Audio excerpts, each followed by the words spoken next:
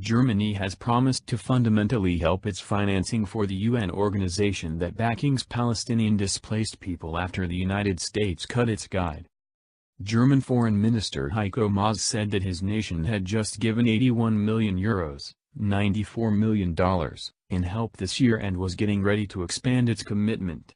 In a declaration on Friday he said that his legislature is getting ready to assign a lot of extra support to the UNRWA, however did not give any figures.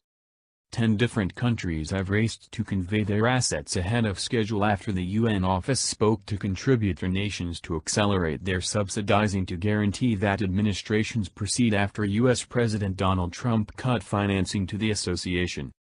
Press TV reports, a choice by U.S. President Donald Trump's organization to fundamentally diminish the nation's subsidizing for the UN office has left the UNRWA with a $217 million deficiency, which won't be secured by Berlin's extra commitment, as declared by Maas. In a letter to EU remote pastors, the German FM said his nation has just offered $94 million to the UN's guide office this year and will build its commitment later on. However, the extra sum won't be sufficient to make up for the shortfall.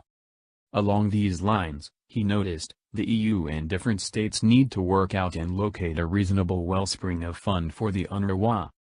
The choice by the legislature of Angela Merkel is seen as toward the end in a progression of decisive positions held by Berlin against the U.S. approaches on exchange, environmental change, and military spending, among different issues.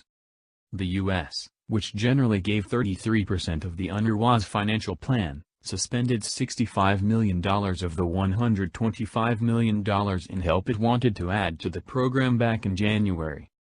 The choice constrained the UNRWA's Secretary-General, Pierre Kronbel, to begin a raising support bid, to which Belgium was the first to react, offering a liberal $23 million. A couple of months after the fact, Qatar, Canada, Switzerland, Turkey, New Zealand, Norway, Korea, Mexico, Slovakia, India and France have likewise promised $100 million in new financing to the UNRWA after a crisis contributor gathering kept in Rome down in March.